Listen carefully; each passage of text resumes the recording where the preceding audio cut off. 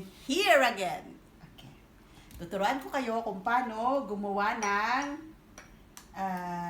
anong tawag dito, Bibian? Butter bread. Ewan. Toasted butter bread. Toasted butter bread. Sorry, hindi ko kasi alam. Alam ko lang kasi kumain. Ngayon, inilagay ko na yung tinapay dito. Ha?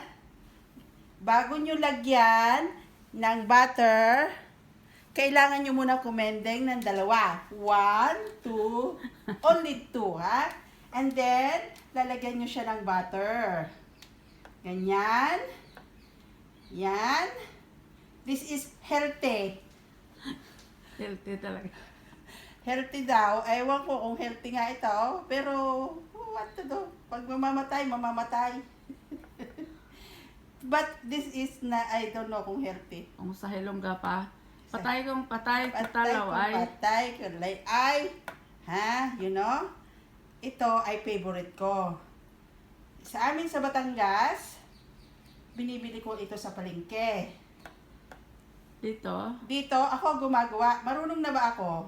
Dati, hindi ako marunong gumawa nito. Kasimple lang pala ito. Ganito lamang. Ayan. Now, pagkatapos mong gawin to, syempre, like this. Yan. Lalaking bot, ano ka ba? Wait. And then, lalagyan mo siya ng sugar. This Kaya pala one. healthy ka. Yeah. Sugar. Ngayon, bago mo ito lagyan ng sugar, syempre, kekembot ka muna ng 3. 1, 2, 3. Para masarap. O, ha? Ayan. Pero wag masyadong marami ang sugar kasi baka tayo magkaano nito. Alam nyo na yung sakit ng mayayaman. Ngayon, sakit na rin ng mahihirap. Yan.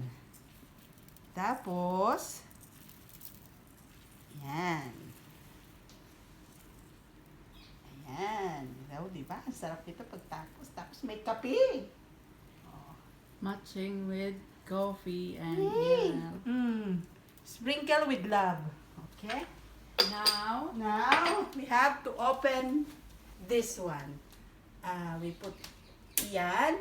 At tapos, ilagay natin sa 200, ano ba yan? 250.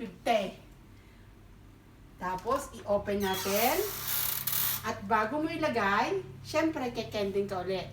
4 naman, para maganda yung pagkakaluto. 1, 2, 3, 4. Okay? And then, put it here. Okay. okay. And then, we'll wait for 10 years.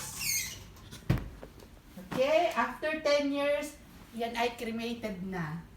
Na-cremate na ang ating bread. Okay, bye!